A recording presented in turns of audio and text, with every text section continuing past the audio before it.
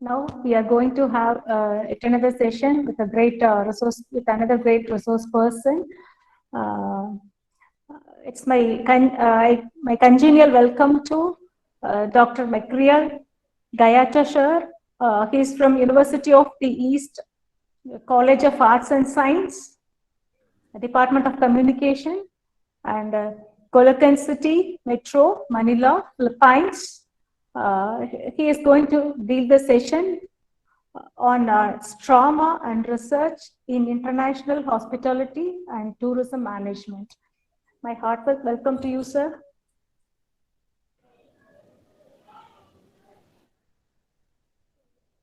Welcome you, sir. Now I invite Dr. Ms. Amsarini ma'am to introduce our special guest. Pleasant evening to all. I take this opportunity to welcome today's chief guest, Dr. Masario Gaite, Professor, Chief Executive Editor in International Journal of Editors and Publications, Yogyakarta, Indonesia. And he is acting under International Advisory Board and Research Cell, Sri Venkateswara University, Uttar Pradesh, India, and he is also a journal reviewer and section editor. He holds PhD in Educational Leadership and Administration, PhD in International Hospitality and Tourism Management. He was invited as eminent speaker, keynote speaker, resource person and honorable speaker in Indonesia, India, Nepal for over 20 times and is known as a global management leader and Asian transformational leader. We are extremely honored to have you for this wonderful session, sir. Now the session is yours. Okay, thank you so much for the very elaborative introduction. First and foremost, my name is Dr. Macario G. Gayeta.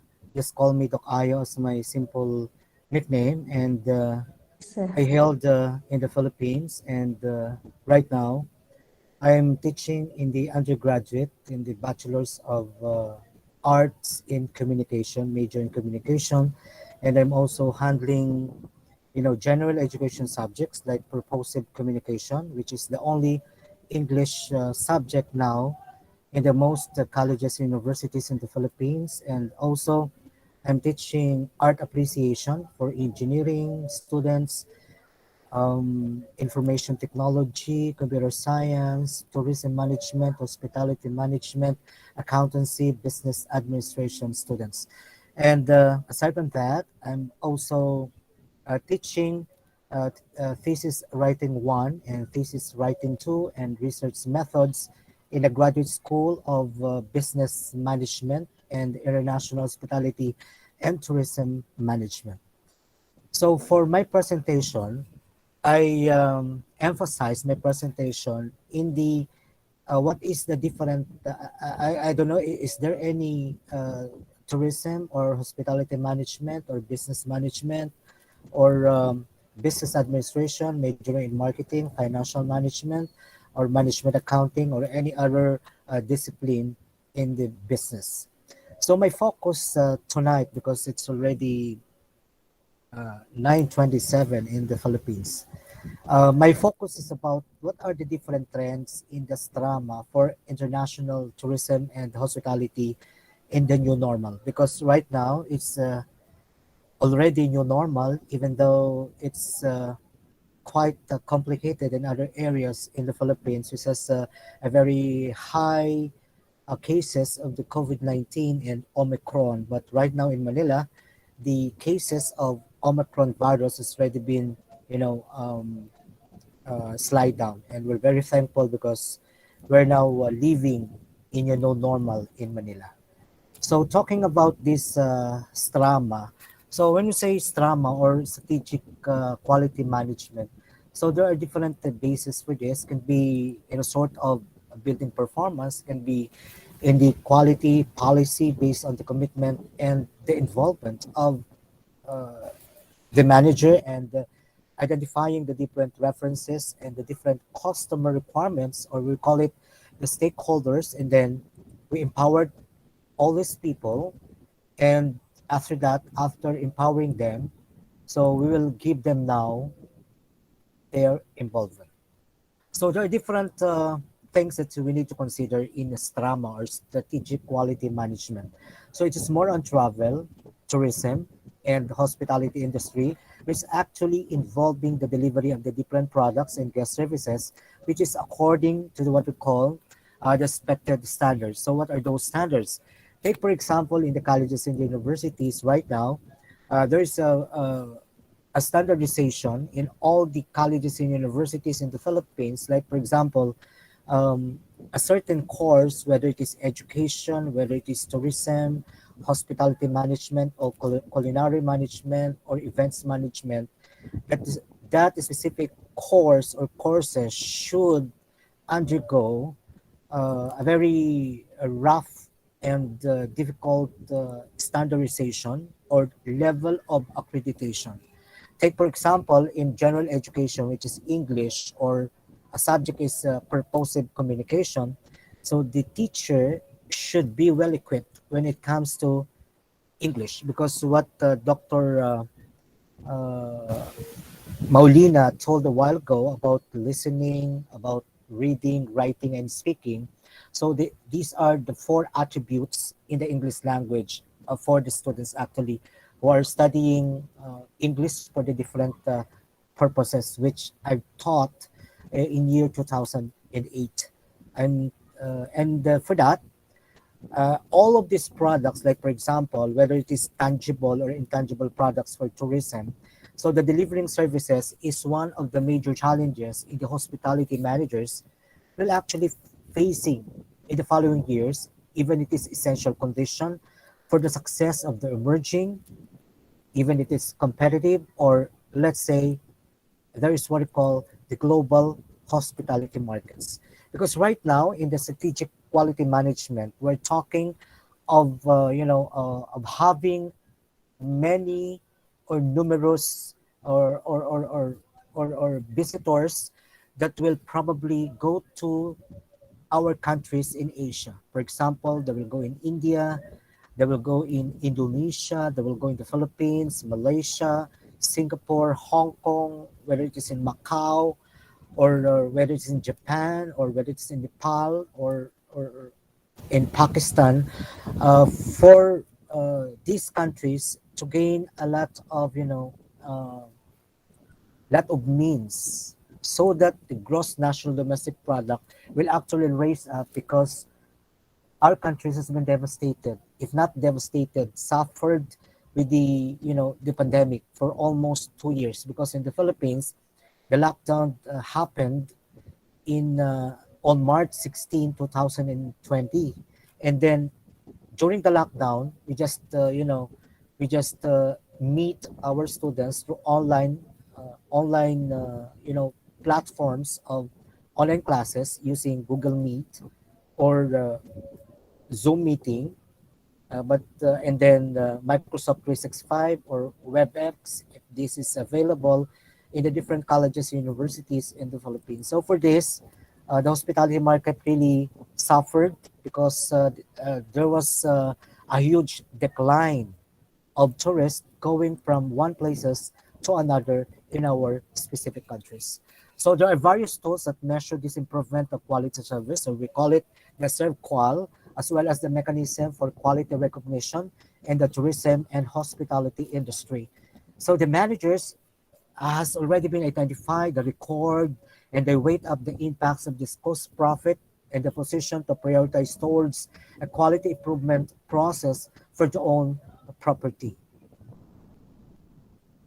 So next slide is all about that as trauma or strategic quality management shows that the tourism stakeholders perceive this quality service in the hotel as a value for money, uh, a comfortable room for them to sleep with, friendly staff or hospitable staff, and of course, the availability of the food.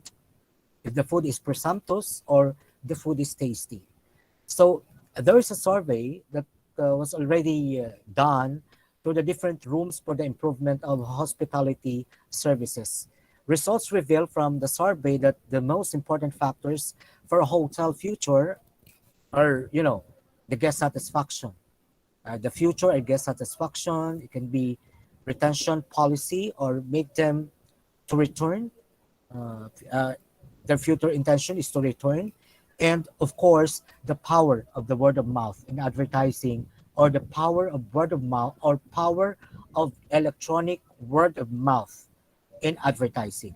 Because there's what we call rebranding of all of these things so that the hospitality and tourism will get back again. So right now, uh, uh, all those countries that I had mentioned a while ago has been, back into normal. So right, for example, in the Philippines, the government through the Interagency Task Force, or the IATF, is the one responsible for these tourists coming from the other countries. Take for example, if a tourist has already been vaccinated with the first dose and the second dose, and if they're fortunate enough, they have what they call the boosters.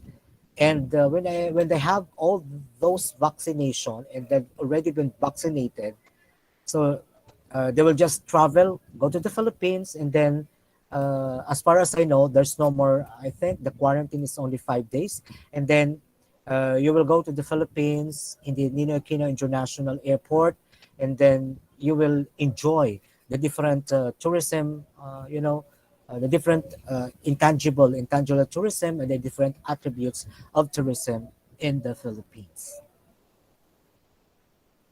Okay, to move on. So there are different excellence, because all the people are aiming for excellence in the strategic quality management in the international travel and tourism and hospitality. So number one is what I call the quality service, or service quality of the serve qual, because when we say about the service quality or the serve qual, it is one of the most important variable in the tourism research. Of course, the retention of existing guests by exceeding their expectation. Because when you say about, do you have the intention to revisit a certain or the particular tourism destination area in a specific country that you wanted to travel to. And then there's what we call continuous quality improvement. Take, for example, that you never been in that certain place or certain country for 2 years because of the pandemic. So you will examine, is there an improvement in that particular tourist destination. And then for those who are employing, or they are employed in the certain hospitality, for example, in the hotel, for example, if the hotel is near the beach, or the hotel is near in the resort hotel, or the hotel is near, for example, in a community, or any other place. For example, if you deal with customer satisfaction, and also with the beach service quality, and that is actually a very good and excellent aim for the research and also for the strategic quality management. And of course, you will search for the best practices through the benchmarking, because um, even though, for example, if you are in education, if you deal with educational technology, if you deal with curriculum, if you are a curriculum specialist, if you are a hospitality or tourism management graduate or professor in that particular area, right now in the Philippines, we are having what we call a benchmarking, not only in the local community, not only in the entire nation, or for example, in a certain college or university, but we have this benchmarking internationally. Uh, Personally, I've experienced having a benchmark in my university, in the University of the East. And then while I am pursuing my PhD in the International Hospitality and Tourism Management, I traveled in Bangkok in Thailand in 2018 for my paper presentation uh, in my doctoral education, because my dissertation is all about faculty attitudes, computer skills, and uh, technology management in the higher education in the Philippines. So my research was accepted for presentation in Bangkok, in Thailand, and then um That was last April 5 to 8 in 2018. And then I get back again in Thailand, but it's in another province in Chiang Mai, near in the Chiang Mai University, major university. So I had a chance to get in touch with the international benchmarking for hospitality and tourism. So I went to the different five-star hotels in Chiang Mai, and then the different restaurants, and then a restaurant or a hotel with the farm tourism. So aside from going there with my background in education and international hospitality and tourism management, so I through the benchmarking, so I had also an experience traveling in Kuala Lumpur, Malaysia, and even in Selangor, Malaysia. And we have had our benchmarking for research, for curriculum development, and for masters in international hospitality and tourism management, and PhD in international hospitality and tourism management, because my other university where I finished my PhD um, uh, gave us a chance to travel in the different countries for us to know what's going on. Like for example, in the Taylor's University, which is the number one university, private university in Asia or even in ASEAN, that benchmarking is really very, very important for us to know not only what we are doing in the Philippines, but also what other country is doing. And Dr. Maulina's um, lecturing in the Philippines in the Nueva Ecija University of Science Technology is really quite very good and very nice, because the Filipino students has been experiencing having a foreign students from Indonesia who's also sharing a very nice perspective in education, and at the same time sharing about what's happening when it comes to the social media platforms has been experiencing by students and the Philippines. So the pursuit of quality accreditation, like for example, the eco labels, or um, uh, it involves with the ecotourism, and then the international accreditation, or the International Center of Excellence, or the ICE. And then international excellence, ICE can be is applicable in any universities. Like take for example the Lyceum of the Philippines, University of Batangas, where I finished my PhD in IHTM. It's under the eyes, and then there is an accreditation in invest in the quality of people, and also the Asia Pacific Institute of Events Management, or APEM, if you are um, offering events management or hospitality, travel, and tourism management courses. And of course, it's very important that a certain college or university, whether you are located at, should have what we call the Center of Excellence, or COE, for events management, or Center of Development in a certain uh, course or subject, whether it is in English, whether it is in social science, whether it is in applied science, education, so forth, so on. So meaning, if a certain course will undergo the Center of Development or Center of Excellence, a certain course must have at least passed the accreditation level, like level 1 for 3 years, and then level 2 for another 3 years, and then reaccreditation for another 3 years, and then another accreditation for level 3 for you to be considered in the Center of Development. But it's up to the Commission on Higher Education in the Philippines, or for example, Higher Education Commission in your particular country, if you had that, and for the specific course to be recognized with the quality education. There are many universities in the Philippines who's operating, and then but they are not accredited as well. So meaning, if those universities that has been into the quality service ranking, I should say, meaning, for example, I'm one of the respondent of the QS quality service ranking survey that I finished already last, I think this week. I've answered a lot of questions from QS, and then there are many universities, for example, in Asia, specifically in India, in Malaysia, in Singapore, in Indonesia, in Thailand, Philippines, Bangladesh, what else? China, Canada, Switzerland, which involved in the hospitality and tourism management, and they don't know that that we as the respondent for that, those universities and colleges do not know that there are there are professors or lecturers or teachers around the world who are evaluating the quality service or the serve qual for academic excellence of these universities nationwide. So these are the different things that we need to know about um, having a quality or excellent teaching quality for the universities and colleges in your specific countries.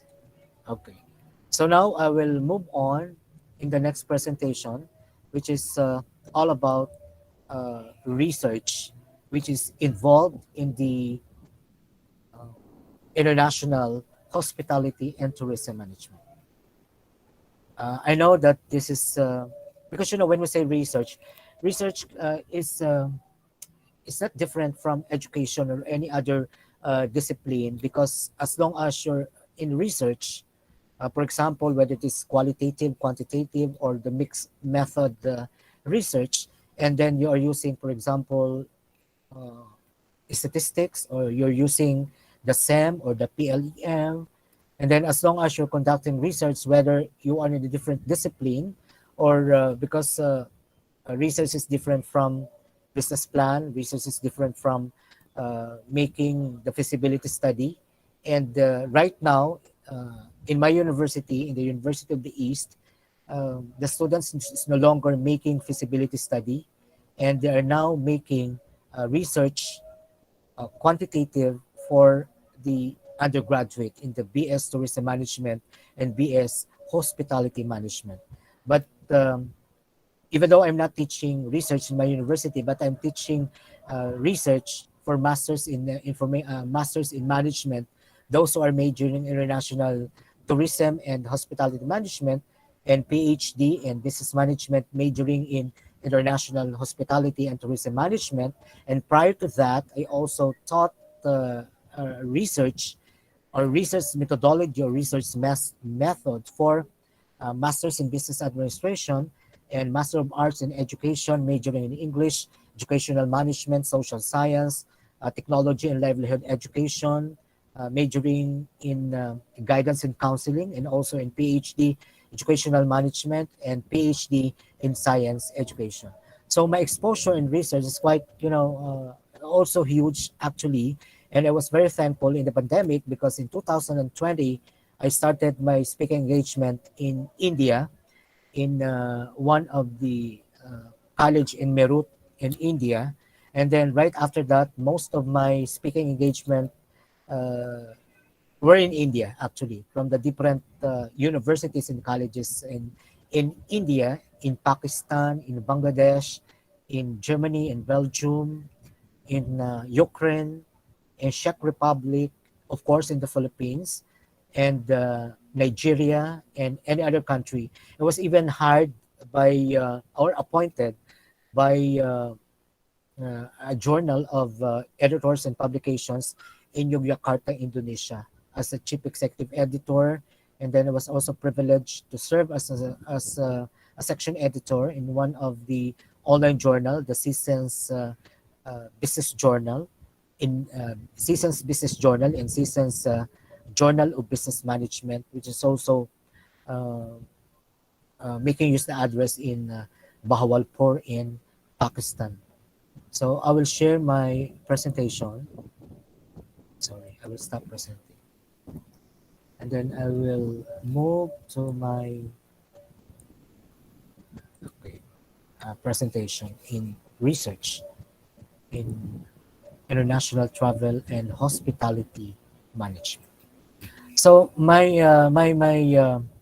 talk is about the foundation and urgency of journal publications for lecturers. For example, For example, if you are a student and you would like your paper to be published, like what Dr. Maulina said a while ago, that she's teaching or she is guiding the students in the Philippines and then in Indonesia how to present a paper.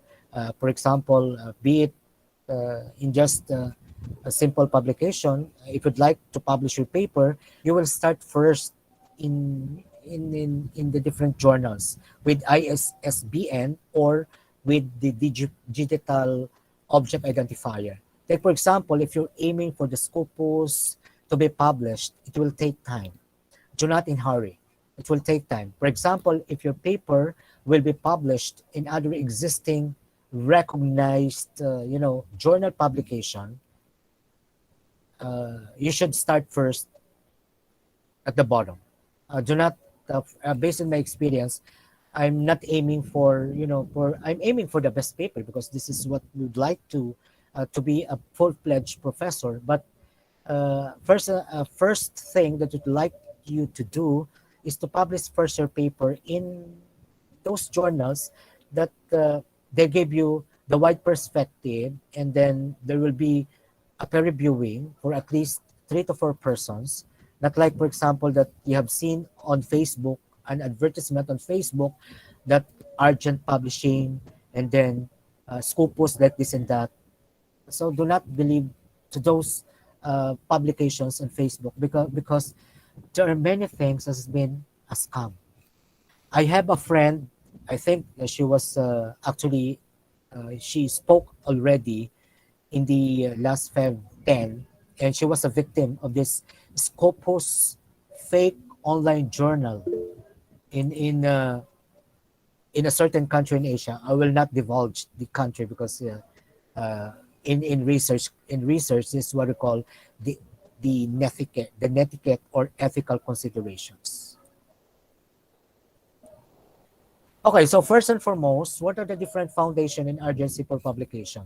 Like for example, the preliminary. So in the preliminary, what I'm talking a while ago is that the first activity for the publishing for technical paper is for you to figure out the different technical area of interest. Take for example, uh, if it is multidisciplinary. So if it is multidisciplinary, all of your research is welcome. So any discipline because it is multidisciplinary. And then, for example, if there is a specific discipline in that particular journal, for example, if it is about engineering, if it is about business management, or if it is about the Journal of Hospitality and Management, or a Journal of Tourism Management, or Journal in Linguistics, or Journal in language education and humanities research. So there is a specific topic for that. So make sure that you have carried out your enough studies on basics of the topic. So first thing that you are going to do is to examine first the journal. Read a lot of journals pertaining to the title of the journal, and then restudy how they present the abstract, and then study the format because there are some journals who's giving their format, and then the format sometimes, uh, if they are using the APA 7th edition, thank you for that. And if they are using, for example, Chicago format, so you need to study what is a Chicago format. So, for example, if it is a research in Canada and they're using Harvardian referencing, you need to study how this referencing is being processed. And then you need to change everything in your references. Like take, for example, I sent a research, my full study in Jakarta, Indonesia, in University of Borobudur last year. And uh, I was, fortunately, my paper was published. It's all about um, online news consumption and gratification level of its users. And I was thankful to my friend because the publication has been indexed in the European Digital Library, the ProQuest, and of course in the EBSCO. And of course, read existing papers. So if you really wanted to make your paper published, so read a lot of journals pertaining to your discipline. For example, if you wanted to download it, if you have your computer in your home, or if you have the tablet, download all of these um, journals which is pertaining to your specific topic. And then after downloading it, what you're going to do is to read the abstract. So first and foremost, you need to read the abstract. For example, there are many existing journal publication which only publish the abstract. They will not give you, for example, this is the purpose, this is the design, or the method, or this is the practical implication, or this is the value or the approach, this is the conclusion, this is the recommendation. You just plainly reading it. But there's a very specific journal in if I'm not mistaken, it's located in Singapore. The Emerald Publishing. Emerald Publishing is really a very nice journal because the publishing will guide you. This is the purpose. This is the design of the paper. These are the findings. So this is the implication of the paper, and this is the limitation of the paper. So this is the conclusion, and this is the recommendation. When I compared it in other existing journals, there are some journals that's just presenting abstract, nothing more.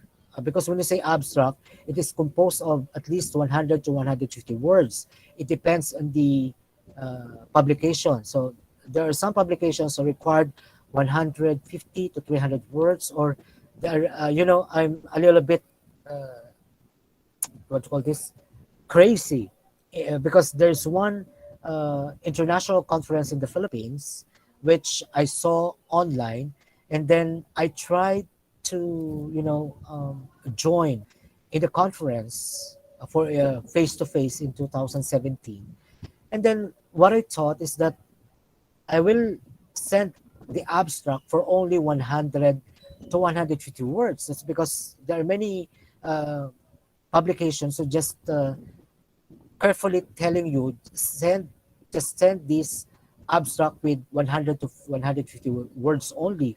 But this conference in the Philippines really worsened me because they asked me to send 800 words, meaning you can present in the 100 words, you can present the IMRAD type of type of publication.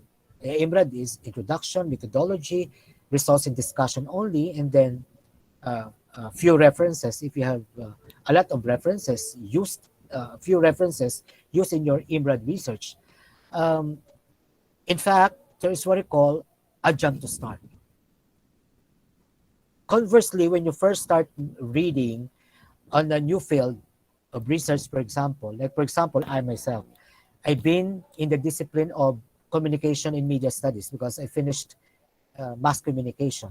I have a varied experience in the broadcasting industry and in journalism for 12 years, and then I shifted in education, and I've been in the education for 20 years, and then I've also engaged in hospitality and tourism because I used to be a tourist guide in one of the best tourist spot destination in the Philippines, and then I've studied Bachelor of Science in Tourism Management, and of course, my PhD in Hospitality and Tourism Management, and I have a bridging program in the Master of International Hospitality and Tourism Management.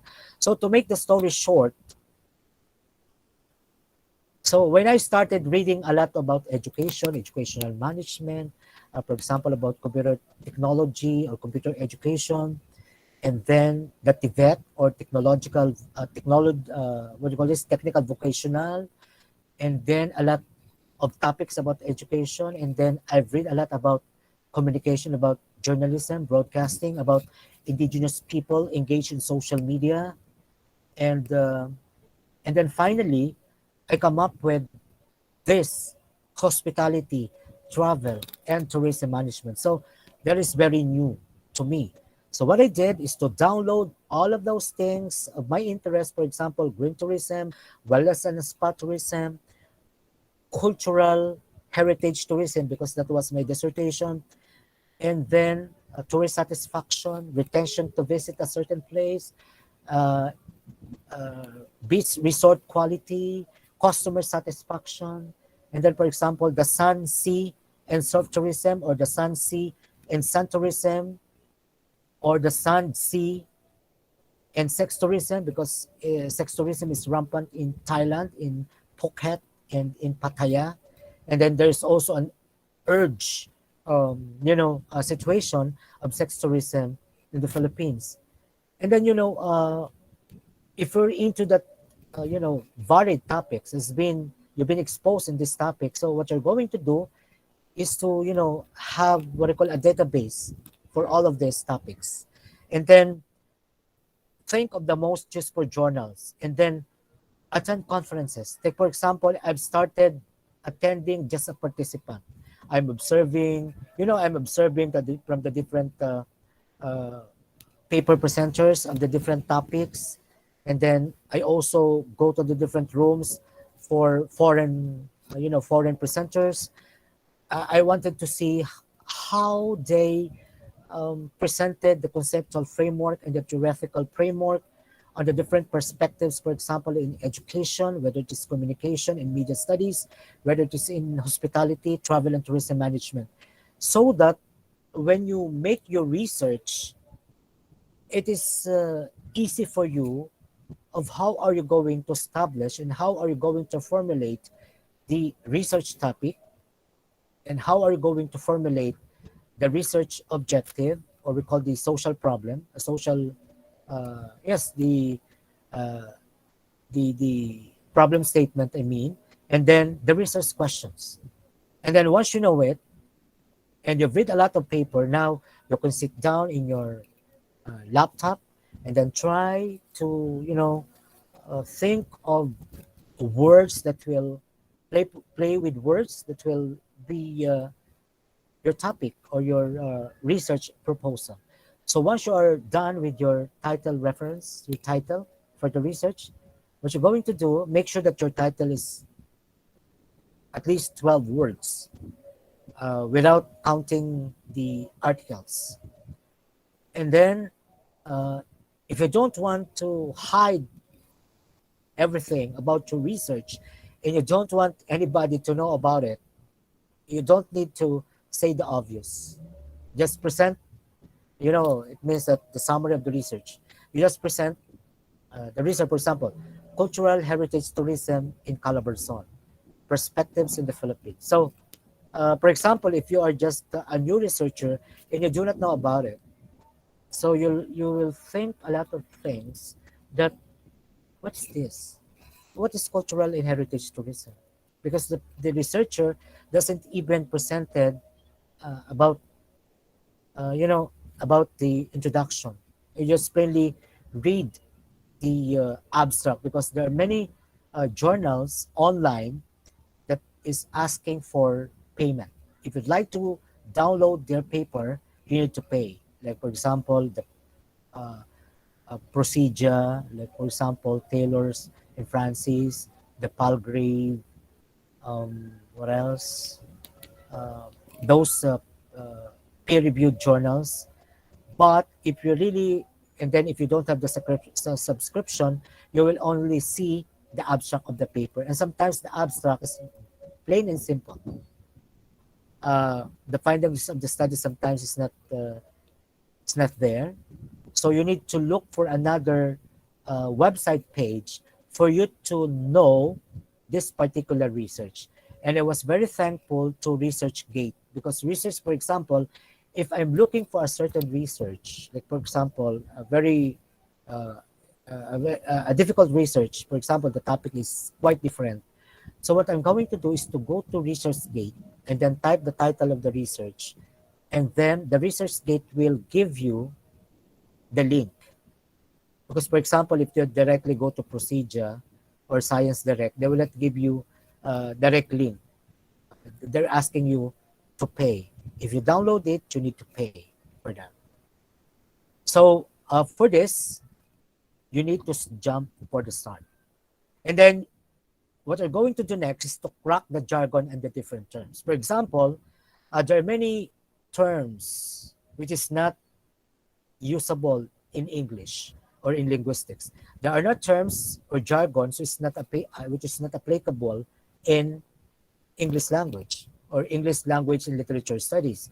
There are many terms that's not actually for travel and tourism and hospitality management.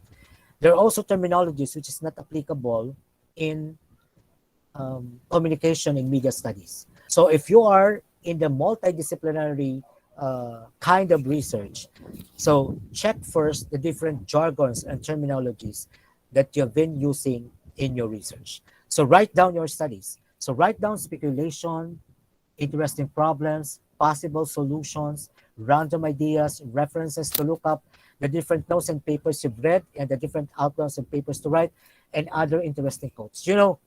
Um, based in my experience, I've attended a training in vivo in the qualitative type of research method, and then when I first started my dissertation in my Doctor of Education and my PhD, you know, when I've already copy paste all my references for my dissertation using the NVivo. You know what the NVivo did? Because that is a database on computer.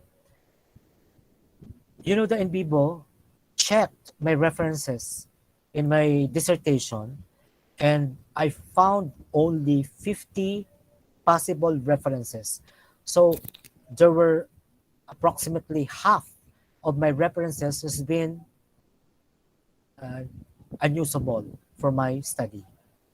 So what I did, I went again searching for Google search, searching for the different journals pertaining to my study. And then uh, traditionally, I have my notebook. I have my pen. And then, for example, if there are authors that really interest me, and then the titles of the journals, I write it in my notebook. And then uh, after that, I will look for one by one.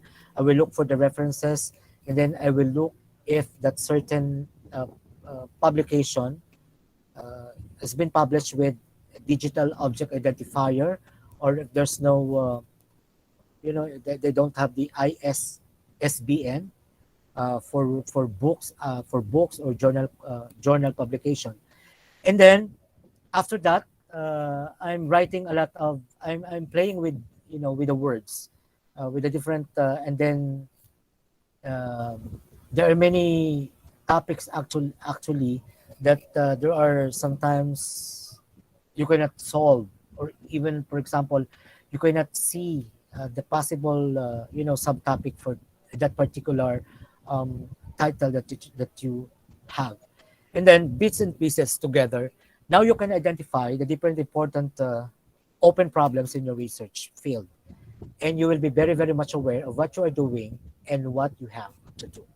So, for example, if you're researching about educational management, or for example, educational technology, do not go further with your research about purposive communication, because your concentration, your concentration will be perfected, because you're thinking about educational technology as your thesis, as your dissertation, as your undergraduate mini thesis. But then if you are focusing on many other varied topics and you cannot concentrate in one topic, the tendency of yourself is to, make those things complicated. Okay, and then there is a simulation software. Please don't pick overly ambitious topics. As what I've said, the topic should be in your field of expertise, or the topic within your field of specialization. So instead, identify a realistic size of the problem. Take, for example, uh, if you have a problem, narrow down to. And then once you narrow down to, you'll again narrow down to until, for example, you will start with a huge problem, and then narrow down to a specific problem. For example, if it's all about education or social science, and then again narrow down to, until you found out in your research topic, or while you are starting writing your introduction and background of the study, or for example chapter 1 problem and its setting, or it's uh, in your country is different, it's not like that, but in the Philippines it's chapter 1 background of study or problem in its setting, and then introduction. In other university, like in my PhD, my dissertation is IMRAD. So it's quite different. So in IMRAD, there's no definition of terms. There's no, for example, there's no delimitation of the study. So there's no significance. And then it's quite easy for you to make your research using IMRAD. Okay, next. So to move on, the essence of your work. The essence of your work in diagnosed by analyzing the different points. So we can increase now the maturity of the paper by improving significance, originality, or novelty and completeness of the paper. So there's what I call the different anatomy of the paper. So the anatomy of the paper are the following. It composed of the abstract. So the abstract could be 100 to 150 words, or 200 to 50 words, 200 to 300 words, or 500 to 800 words. So it depends upon your university formatting in your thesis writing or dissertation writing or undergraduate thesis. And then once you're done with the abstract, your abstract should have 5 keywords. The keyword should be 5. Sometimes keywords or index words, they call it index words if it is a capstone paper. So if it is a full-fledged paper, it is keywords and then 5 words for that. And then where will you get the keywords? Get the keyword, for example, if you have your definition of terms. So those things, for example, and then you can also get it in your title of the research problem. And then what are the different existing techniques? So the technique should be based from your teacher. If he or she is teaching you the techniques and how to conduct a research, and then what is your contribution? When you say contribution, you need to fill the gap of the research. For example, if you have the gap 1 about the research, if you have the gap 2, you need to fill those gaps at the end of your research. Like, for example, there are other universities or just completing the research of a student using proposed framework. They're just telling you, oh, you need to come up with the proposed framework. And then I told them, what if the result of my study didn't have even a proposed framework? And, the hypothesis, for example, is not significant or negative, or some of the variables that I used in the survey questionnaire doesn't even get the significant study, or there is what I call, if this is a tourism satisfaction, there is a dissatisfaction of the respondents. So what are you going to do? And then in the results and discussion, first you will look into the result of your SPSS. For example, if your research is more on looking for the ANOVA or the MANOVA or regression analysis, or if it involves, for example, the percentage or the frequency. So it depends upon if you have the statistician, or you are the statistician yourself or yourselves. It's up to you about how are you going to treat the result and discussion. In the procedure, as part of your paper publication, you can start documenting the different techniques from the scrap journal you did during the studies. And then there's another technique. For example, if you have 3 variables and you are presenting in a different platform, for example, you can delete 1 variable to make only 2. But based on your presentation and then based on your abstract, you will just be presenting 2 variables. And then you can publish your paper using the 2 variables. And then for another paper, you can publish 1 variable and then the 3rd variable that is not being used. And then try not to plagiarize your own work, because there is what I call self-plagiarism. What is self-plagiarism? For example, if you have an existing publication from another journal, and then in another journal, and then in another journal, this is what I call retraction. I will show you a paper which has been uh, published in a very respected journal, but the journal itself found out that the journal that's published in their publishing company was already been published in another publication. So please avoid that. That is ethical consideration also, and etiquette in publication. Okay, so in the next document, as what I've said a while ago, it is very important that there is an introduction. So how are you going to write the introduction based on the topic, and how are you going to do it? In the introduction, you will start first in the macro. You will start it first in the macro. So macro statement. And then after that, after you started with the macro introduction, you and then presenting all of the different review of literature in your introduction, and then if it needs a rationale of the study, and then you will end up in the micro introduction until you finished in how are you going to fill the gap for that particular research, whether it is in education, whether it's in the business administration, tourism management, hospitality management, whether it is social sciences, or any particular discipline that you are into. So you're going to describe now your problem, and then you will state your contributions. And then in the abstract, that is the first section in the study, even in your presentation, or even for example, if you're making your even for example you're a keynote speaker, you need to present your abstract for that. So abstract makes the committee members to decide whether to accept or whether they're going to read your paper, because the abstract is the summary of your paper. Take for example, if you are just plainly starting it in your topic statement or research problem has been approved, for example, last week, you can present your paper in the international conference. And then you just present your paper in chapters 1 to 3. And then you will tell the audience, you will tell the participants that your paper is still in, still in the your paper is still in the introductory part. And then for that, you will now state your problem, and then say why your problem is very interesting.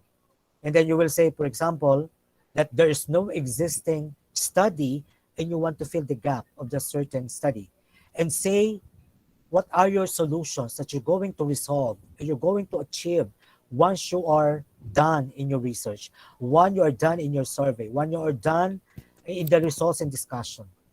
And then say what follows from your solution. Saying this, you will, for example, after your conclusion, you will now write your recommendation. And then in your recommendation, you will now write for future research. And how are you going, in the future research, how are you going to resolve the problems, and how are you going to fill the gap, and then add more variables for your study to be more interesting in the future. Okay, next slide. And then read the reviews carefully. For example, if you submit your paper, and sometimes when we submit paper, our paper sometimes, if we write it for ourselves, sometimes there are mistakes or errors. If you want really your paper to be published, you need to get a grammarian. Or if you don't have the grammarian, you can download the free Grammarly database on internet. There's a free Grammarly, and that is free. And if somebody is offering you the Grammarly, that for example they're offering you, and then they say, pay for me, for example, $20 per Grammarly, no, because Grammarly is free of charge online. What you're going to do is to download Grammarly free if you really wanted to. And then there are many free software online if you really wanted to make your research technical or technically published. And then there is 5.10% of chances that your paper will be accepted. And then usually they are only accepted paper, and then sometimes it is subject to revision. I've been a journal reviewer for a couple of years, and then when I'm reviewing paper, I'm reading first the abstract. I'm looking for the purpose or the simple introduction, the purpose or aim of the study. I'm looking for the method that is being used and the design. And then I'm looking for if there's an implication. I'm looking for the value of the paper. I'm looking for the um, conclusion, and I'm also looking for the recommendation. And then if I cannot see all of those things in the abstract, I will go through, I will read the introduction, I will read uh, the, I will read the review of literature or review of literature and studies, if that is the format. I will read also the methods used, and I will also read the, the results and discussion. And then finally, in the abstract, there's no conclusion and there's no recommendation. But in the paper submitted, there is a conclusion and there is a recommendation. But I'm looking for the statement of the problem or research objectives or research question. So if the conclusion does not even pertain in the conclusion and the recommendation is not also pertain in the conclusion, so what I'm going to do? I will comment that your paper needs to be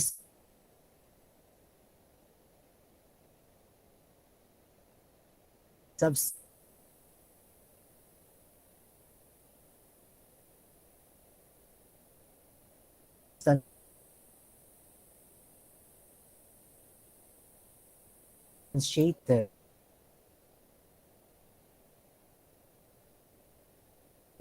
with a conclusion and recommendation, which must be directly involved in your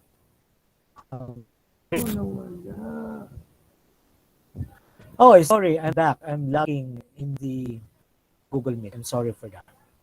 Okay, so we are now in the in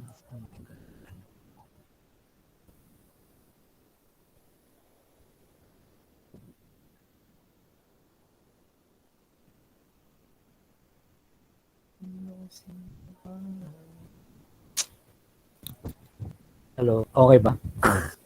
Ah, kailangan galing tayo mag-English dito. Okay, can you hear me? Yes, sir. I'm Yes, sorry, sir. my internet is lagging. Thank you very much. Okay, next. How are you going to, once you are accept, for example, accept, which almost nobody gets it. For example, if you send a paper for publication, the journal publication will send you a letter that your paper has been accepted with minor revision. So if there's minor revision, thank you. If your paper is accepted with major revision, thank you. Because if there are major revision and then the publication accepted your paper, meaning you're going to revise or you're going to rehash and then accept with revision. Just make some minor changes if that is the recommendation, and then revise and resubmit.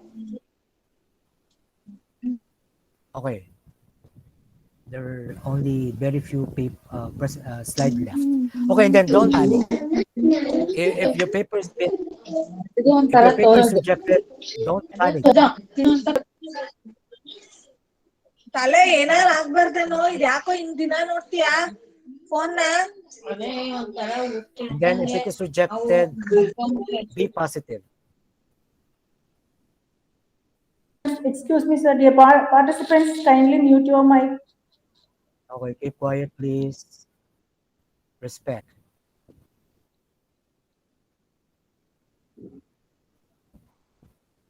Yes, sir. You can proceed. Okay, so Yes, I sir. continue.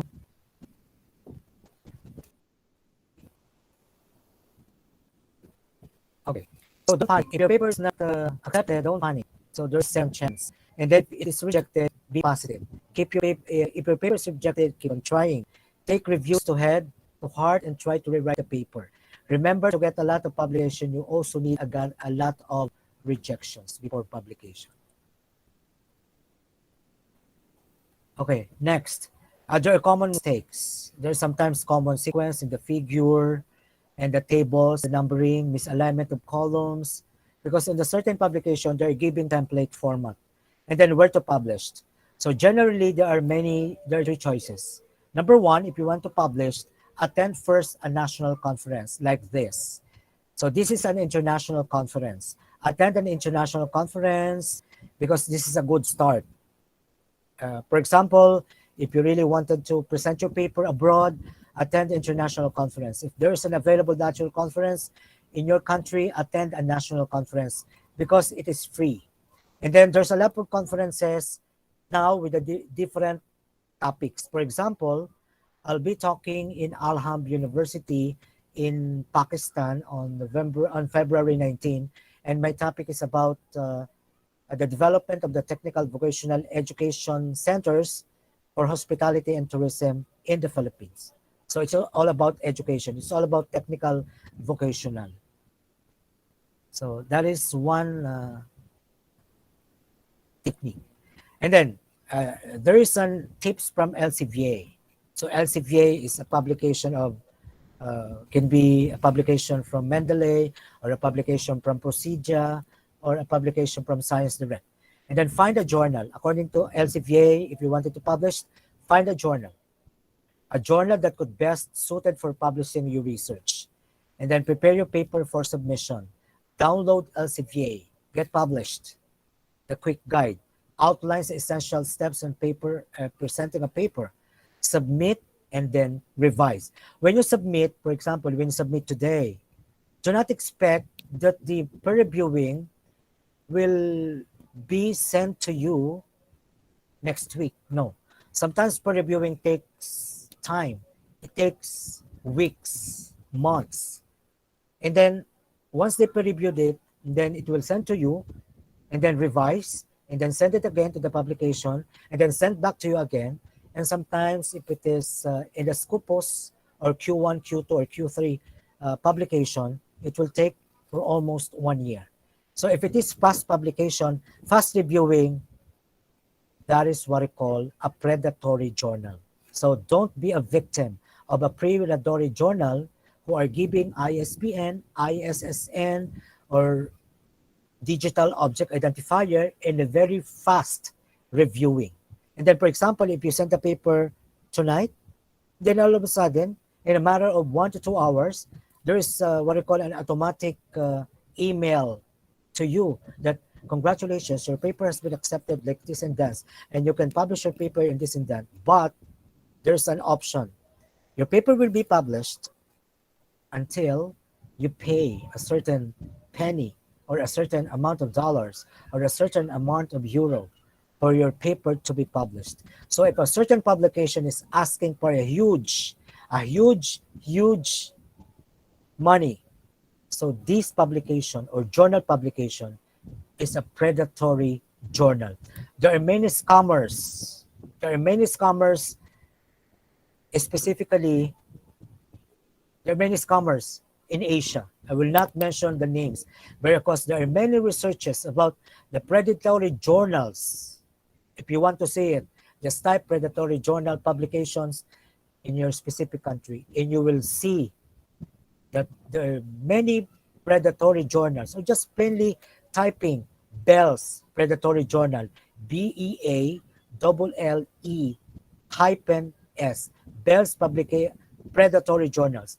And for example, if your paper has been published, look for it if your paper is predatory. If it is predatory, your paper doesn't have any impact factor. Your paper will not have any use in your university, and you might be reprimanded for that. Because I have read on Facebook that there was that professor in Asia. He's a PhD, and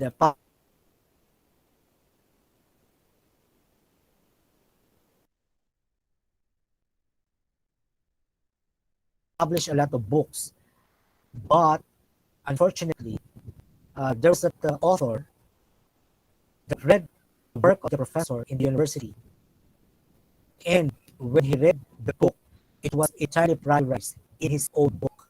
So what the original author did is to file a case against the professor. If I'm not mistaken, there were 3 to 5 plagiarized books in the name of the professor in a certain country in Asia.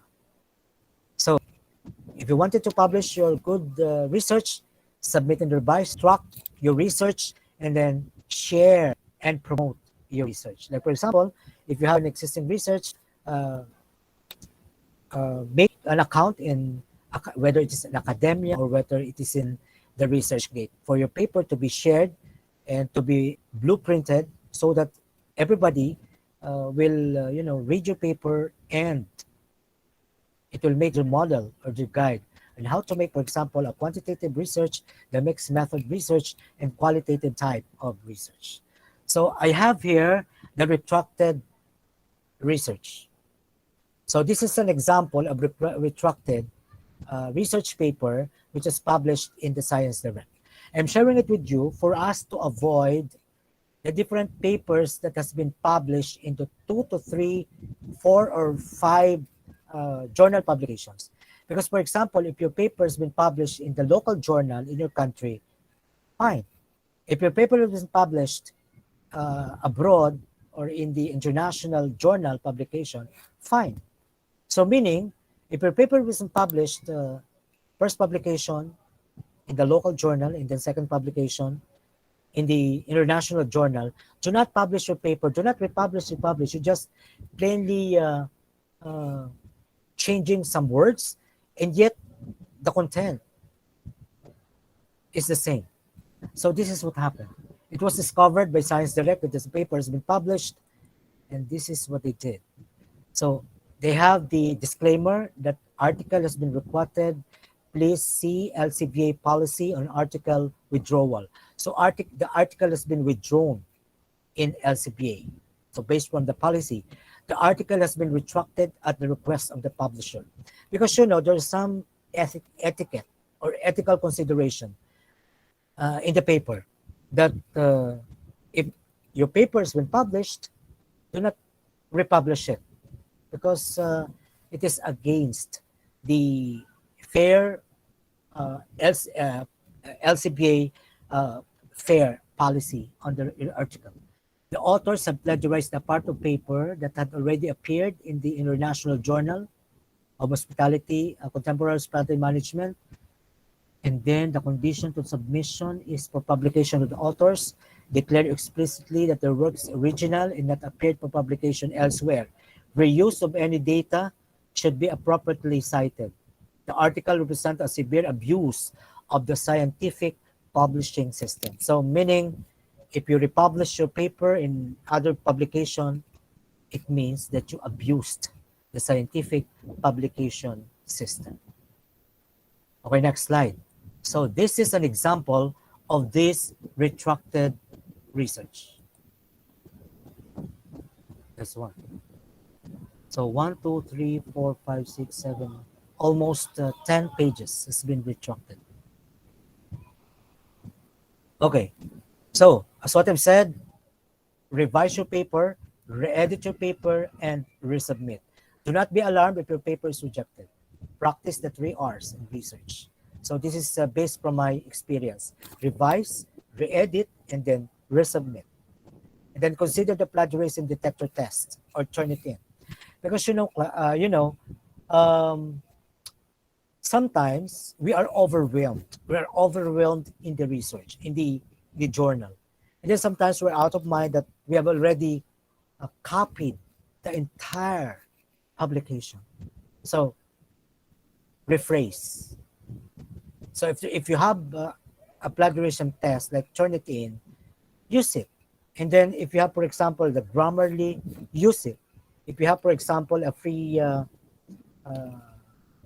free service of Killbot for paraphrasing, or if you have an account for Killbot for paraphrasing, for plagiarism, for grammar, that's it. And then publish your paper in a reputable journal with the DOI or no, this is digital object identifier, not direct. Sorry for the typographical error. And then publish it with high impact factor. Stay away from predatory journals and please double check your publication in best list of predatory journals.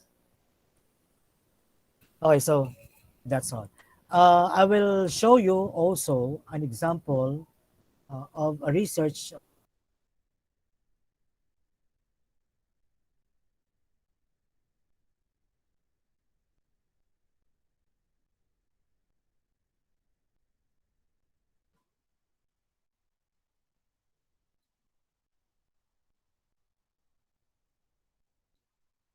Excuse me, sir, you are not audible.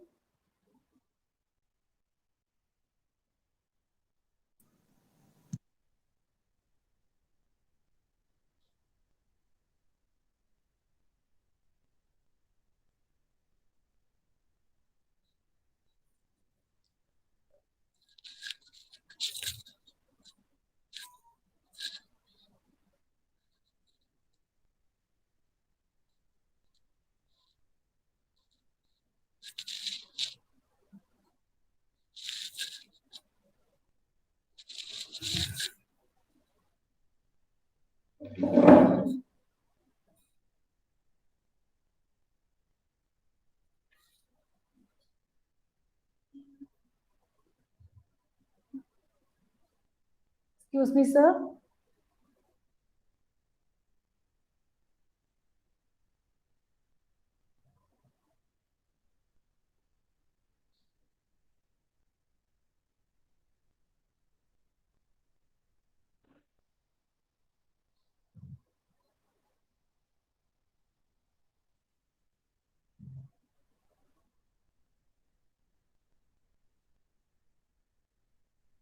Connection is disconnected.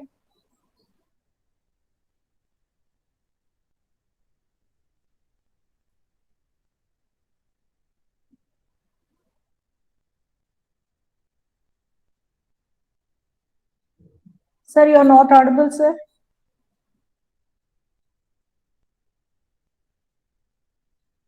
Sir, you are not audible.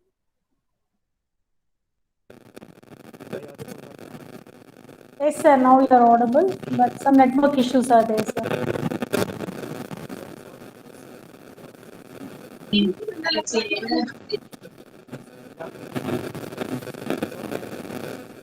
Sir, you are not clear, sir.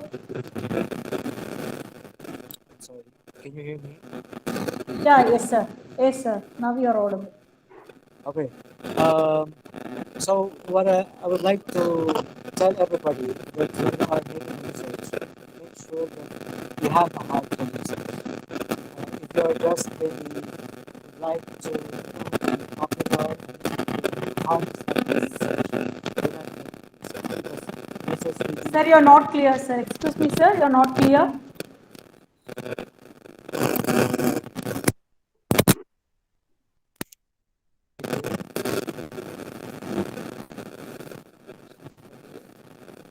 Again, you are not audible, sir. No, sir. No.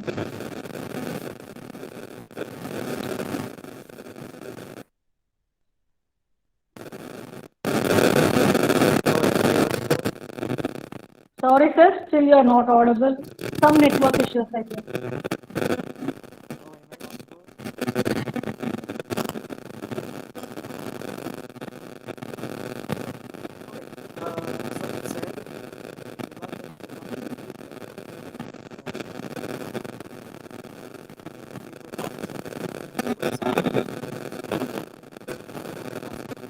Sorry, sir. Sorry, sir. Still you are not audible. Some network issues are there, sir.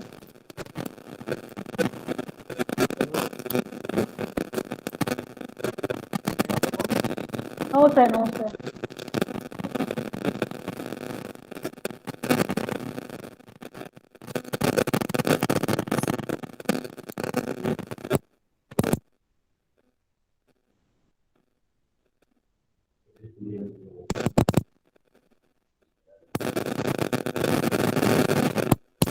No, sir. You are not audible.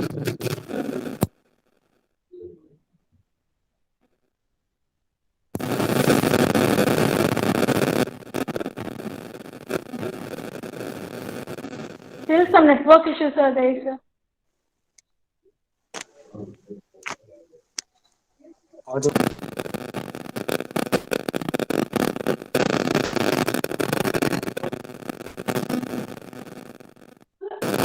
Sorry, sir, we couldn't get you, sir.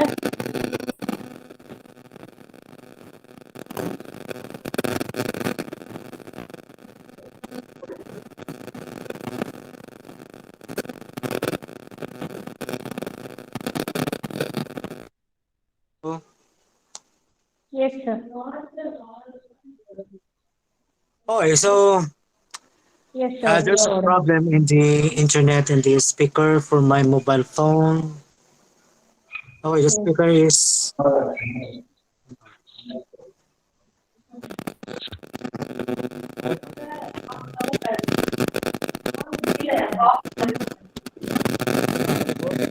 Sir, again, the problem started, sir. Again, you're not audible. Some network issues, sir. Maybe you can connect your speaker from the mobile and you can talk directly through mobile, sir.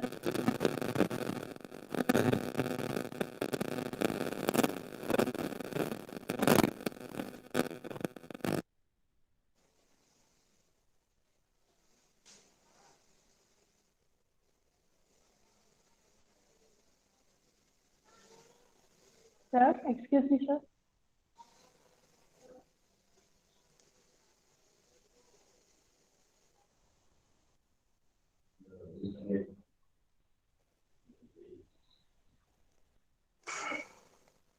hello. Yes, sir. Yes, sir. Now you're clear. There's no audio in my phone. Now you're clear, sir. Okay. Um, I will end up my topic in research that we need to be keen in the research, and then at the same time we need, as what I've said, your heart must be in research. And then um, if you've already been in the research and you would like to really into research, so make sure that your heart is in research. So with this, without further ado, because my internet is lagging, thank you very much, AVP Sure, College sir. of Arts and Sciences, for this opportunity. Thank you, And sir. then I'm looking forward that if you're really into research, publish your research anywhere in the world. Thank you very much and pleasant evening from the Philippines.